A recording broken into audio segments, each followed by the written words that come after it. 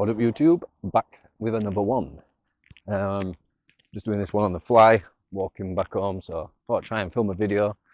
And this is the topic I would like to address, and it is, why do people lie? I mean, I understand why people lie to some greater extent. You know, you learn as children that if you lie about something, you might not get in trouble. So, you know, and politicians lie, and on some certain philosophical level, I understand why politicians lie. They sometimes have to. It sort of descends from the Machiavellian school of thought that lying sometimes to the populace is just, depending on the topic. You know, if there was a meteorite about to strike London, you'd probably not go around and tell everybody because it'd cause chaos. I understand that. But as for average people, like in a debate, why lie to perceivably try and win said debate? Because if you lie, then you lose. If you're telling untruths, you have no basis of which then to make further arguments, because everything you say can be disproven. Sort of comes from the boy who cried wolf sort of concept, that if you're found to be constantly untruthful, then nobody will believe you anymore. And you know, we're sort of seeing this at the minute with Keir Starmer here in the UK. He's fibbed so many times and been so, I don't know, just untruthful that people have had enough. And I find it weird when people have to lie either about you know, ad hominem attacks, or have to lie about cultures or history. It doesn't help your argument. I automatically know I win if I'm telling the truth and you're lying, because you don't have the argument. You don't have the argument's best intentions. You just want to feel like you're powerful because you won, even if you had to lie to do so. But if you are lying, then, as I say, you automatically lose. So, I mean, one of these things is, one of the latest examples of this, I saw a post, and it was from Smart Girl Filipina, I think, and she was broadly describing the differences between a Western wife and a Filipino wife, which are broadly true, obviously. And then I saw a comment from a Filipina saying that it wasn't true. And then when I clicked on her profile, she lives in London, so she's clearly been westernized. So has not grown up in the Filipino culture. No, she's lying. Probably never even been back to the Philippines. Probably born here, I imagine. And if these qualities weren't true, there wouldn't be passport bros. There wouldn't be men going over there to find wives. But the fact that it is broadly true, broadly, not for all, that on the whole, you would find that they are more accustomed to doing the things that men want from wives. So yeah, I just found that a weird lie. Why lie about your own culture? You know, it'd be like me lying about British people going to Spain and being a nuisance. You know, it's obviously something that happens, not something I approve of. I don't think anybody should be going to Spain and being a nuisance. But it's the same thing, like trying to pretend something isn't part of your culture. Just because you might not like it. She's obviously grown up in the West, being westernized, gone to a school in London, probably identifies as feminist, I imagine. So she doesn't want to identify with the sort of traditional wife stereotype. Well, unfortunately, in Asia, it is predominantly true. They are a more traditional culture. That's why they reject the woke talking points. I mean, maybe the lady boys accept the woke talking points because it's beneficial to them. But the women, they largely do not. There are some, obviously. I've seen that woman in Manila talking about exploitation of the Filipino people by white people. Like, just absolutely nonsense. Nobody's exploiting you anymore. I mean, maybe the American government exploits the fact that the Philippines is a weak country. You know, the Philippines is essentially their version of what Israel is in the Middle East. Philippines is like an anchor point for USA to be able to project out power. You know, that's like a geopolitical thing. That's not down to the individual Filipino. So yeah, because she was making the point about why Western men would want Filipino wives.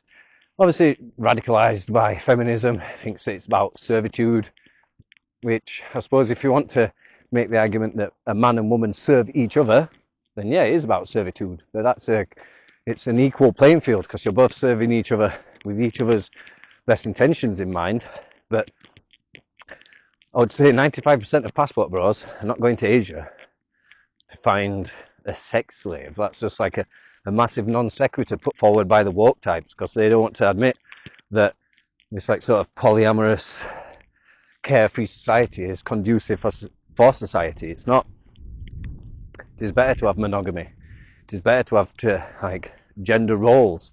They don't have to be firm. If you're a man and you want to cook, you want to be the main cook in the house, then that's fine. But generally, you know, these gender roles should exist as they have done. You know, people are free; they can pick and choose what they want to do.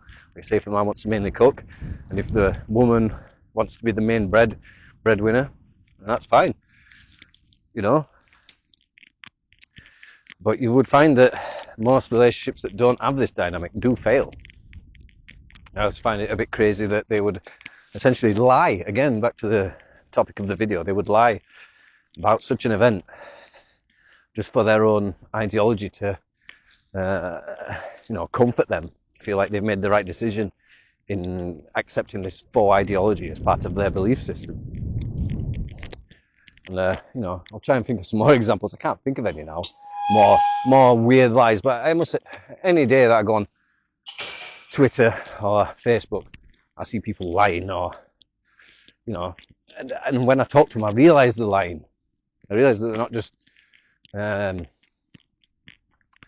they're not just ignorant. They are proactively lying. Like that Filipina, she was definitely just proactively lying. She knows what it's like about in Filipino culture. Just because she doesn't approve of it doesn't mean it doesn't exist. And there was a exchange I had somebody recently on Twitter where we were talking about should tax rates be hiked on the rich? And I said, well, they'll just leave. And he said, oh, that's been debunked. So I got Grok. I said, Grok, please tell me how many British millionaires left the UK in 2025 and compare that with 2024. And then he posted another post which said that I can't remember what the business was called now, it's escaping me, I'm on camera, but this business had lied, or they have an incentive to fudge the figures. But everybody has an incentive to fudge the figures. So any data he's got on his side has an incentive to fudge the figures in the opposite direction. So I posted another link about these millionaires that were talking about why they're leaving, and asked Grok, like, expand on why people are leaving the UK, and in their own words, tell us why these millionaires are leaving. And it did. And, you know, it did show that I was correct overall. That whether you want to presume that an organisation is manipulating figures for their own argument, the evidence is clear for all to see that the millionaires are leaving. And people are like, oh, well, let them leave. But like, these are the people who own the businesses. These are the employers. These are the people who invest in the country. They are vital for a company's economy, you know, and not to take shots at the Philippines, but that's why the Philippines is very unfriendly to investors, why it doesn't have much investment there. You know, Britain used to be very, very, very friendly to investors. Low tax rates, you know, rebates. Can't remember everything because I'm not exactly a finance person. But there was many, many incentives for people to move to Britain for wealth management reasons. And then we've lost that glamour now. So that's why they're all leaving to go to places like Saudi Arabia, Abu Dhabi, Dubai, and these kind of places, because they're more friendly for investors. So millionaires leaving your country is not a good sign. Just because you're a communist and you hate people that have more money than you, it's a dumb idea to think that because the rich are going to flee, you're going to benefit, or they won't affect the economy at all, because it will. But again, I think he knew the truth, to be honest. I think that he understood the fact that obviously people are going to leave somewhere if it's not financially, there's no financial incentives for them. Like, if you're working a job and there's lots of incentives for it, but then they remove these incentives, like, I don't know, free healthcare, or what a bell end, man. Knobhead. What a prick. Anyway, I'll try and continue now that toss is fucking finished. If you work a job and they had many incentives for you, and then they remove them incentives, and then there's another job and they're going to give you all them incentives again, you'd go quit your job and go to the other job. Because you've got to understand as well, not all these millionaires are British, or they're not English, I should say, or Scottish. Some of them will be from abroad. They'll be like Malaysians, Indian millionaires, I suppose Germans, Israelis, from all around the world, not just British millionaires. So them leaving isn't exactly unpatriotic, because they didn't have patriotism in the first place. It was a smart business decision for them to live here and then supply jobs for the British people. And in just lying and saying that you'll be fine without them, it's just like a mathematical impossibility to be able to believe that. But, I suppose, as I said, people like to feel good about lying. I think that if they tell a lie and people believe that lie, that they've won. And maybe on some kind of political level there is an incentive in that. You tell a lie and you gain the power, or you win the election, you get your bill through Parliament. There's some incentives for people in those positions to lie. But when you're just a random nobody on the internet, why are you lying? I mean, that's why I try and always tell the truth, or what I understand to be the truth. Can information change sometimes, and that I was quoting old information? Maybe, yeah. But I always try to be as truthful as possible. So, if you're subscribing to my channel, you always know that I'm being as honest as I can be. Because I have the opinion that if you're telling lies all the time, you've got to keep track of them. And that's a lot of wasted mental power that could be going into better things. So if I was like lying to my mum, brother, and any potential girlfriend I had, that's like mental energy I could be putting into my YouTube channel, or any other sort of endeavour. So yeah, just a bit of a weird one, I think. Like, to lie and then continue the lie just so that you feel good. I don't know, it just doesn't sit right with me. You wouldn't catch me doing it. It's like, I'm trying to think of another example. I mean, there's maybe one example where I've lied sometimes, in that I'm like, technically I'm 5'11" and a quarter, or 3/4. Yeah, so I'm not actually 6 foot. I'm so close to being 6 foot tall. Just may as well say 6 foot. Nobody's going to get a tape measure out and go, oh well, you're half a centimetre away. You know what I mean? Like, come on, man. It's close enough. It's easier to say than 5'11" and 3/4. So, and that isn't it, sort of an untruth which hurts nobody. If you're lying about politics, demographics, culture, ethnicity, history, that can obviously lead to people believing you're nonsense. and then likewise forming movements based on lies. You know, I mean, I try not to get into this topic so much, but it's an example everyone understands. It's like the people who lie and say that the Israelis are not from like the Middle East. Like, yes, they are. They're Levantine people. Obviously not all Jews, but both the religion of Islam and Christianity and Judaism all come from that area. And the Arabian type of Jews are, as I say, Levantine people. It is a lie to say that they don't come from there. And it would also be a lie to say the Palestinians don't come from there. And both sides lie about this. And obviously there's maybe a reason for the governments and everybody else to lie about that. But you, as a person involved in the argument, why are you lying about it? Why are you gaining, unless you're getting paid to do it? And this is one of the reasons I don't really want to make videos on that topic as such. So I don't want people to believe I'm getting paid by either of these sides. Probably make my life easier if I did, to be honest.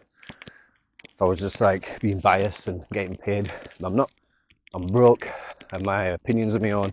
And I'd much prefer to live that way. I prefer to live broke, die broke, and know that I've lived a life as morally just as I could, rather than tell fibs and scam my way through life and do people over. So that is one thing I've learned before I made my YouTube channel. Is I was watching lots of stories about these YouTubers who have come and gone, like the Completionist, for example, was trying to come back all the time, but he scammed his audience, said he was donating to charity and he wasn't. There's plenty more, you know. I forgot her name, but the woman who was playing the ukulele on a fake apology video. Shut up! Leave now. Shut up! Fucking hell, if you've got a dog that barks at people going past your house, you're a tosser. Oh, another one. Shut the fuck up.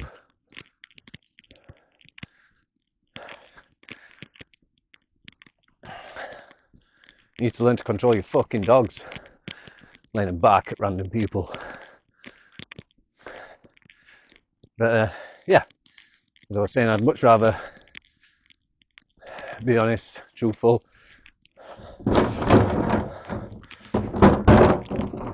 and you know that I've been as honest as possible.